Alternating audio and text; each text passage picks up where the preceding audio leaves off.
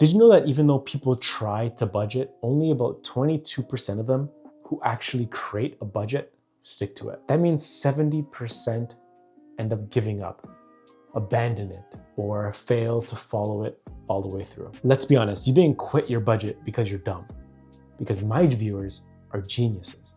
Before we start, this video might sting a little bit, not because you're lazy, not because you're irresponsible, but because nobody taught you this stuff and you've been guessing ever since. I've been there, deep in there. Credit cards maxed, stress high, making budgets that maybe looked incredible and then immediately ignoring them. So if this feels personal, it's because I'm talking to the past version of me too. Let's get into it. The number one reason why your budget isn't working is you think everything is a need. It's not. You've emotionally upgraded your wants into being extremely important. Rent is a need. Groceries is a need.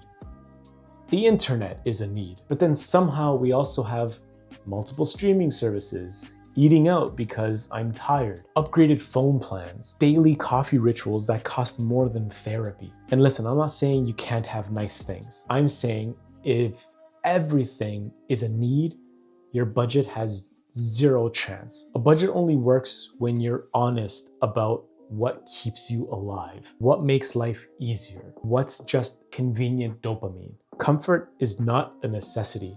And until you separate those two, your money will always feel tight, no matter how much you make. If I ask you right now, what expenses in your budget are actually wants and not needs, could you name them without defending them?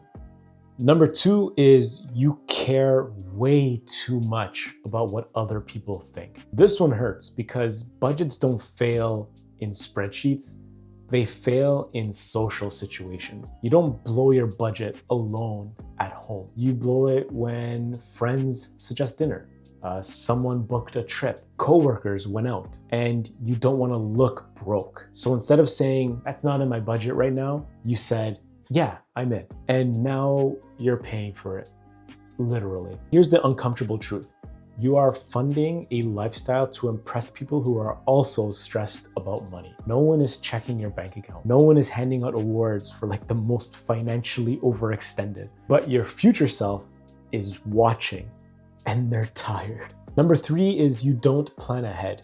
You react. Most people don't actually budget. They guess and then react. They forget birthdays, holidays, annual bills, car maintenance, vet visits, random expenses that happen every single year. Then when those things show up, they say, budgets don't account for real life. They do.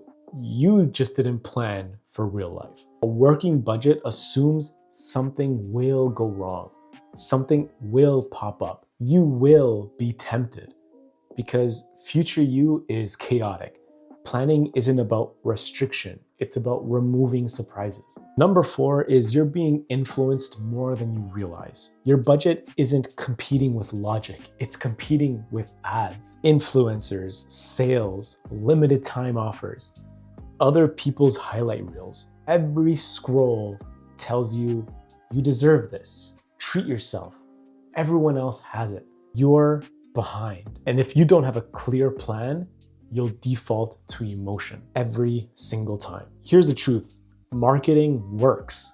That's literally its job. If you saw your bank balance on the screen every time you scrolled Instagram, would your spending change? Number five is you don't write things down, so nothing feels real. This one is sneaky because this is exactly how past me lived, guessing. If your budget lives only in your head and it changes every week, then yeah, it's not working. Because money you don't track doesn't feel real. Swiping a credit card feels painless. Subscriptions feel invisible. Small purchases feel absolutely harmless. Until suddenly, where did my money go? It went exactly to where you let it go. A budget doesn't need to be complicated. It needs to be visible. Awareness alone fixes more money problems than willpower ever will. That was my biggest lesson. Number six, you don't have guidance. This is the part that nobody wants to admit. You're trying to fix something you were never taught, using advice from like random TikToks, conflicting YouTube videos like this one, people with completely different incomes and lives. So you jump between systems, zero-based, 50, 30, 20, cash stuffing, the no spending challenges. And then when none of them stick, you blame yourself. Most people don't fail at budgeting because they're bad with money. They fail because they don't have a clear starting point built for them. This is where having guidance matters. Not someone yelling at you, but like someone helping you. Understanding your habits, building a realistic plan, and adjust it without any shame. Stay consistent when motivation dips. If you need that kind of help, I have a 2-minute form down in the description for you.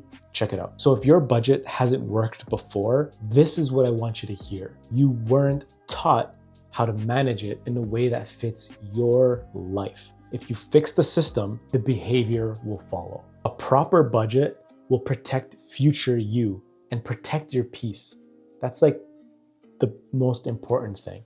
It'll also protect your ability to enjoy money without guilt. Thank you to you special people that make it to the end of my videos. I make these for you, and I'll see you next week.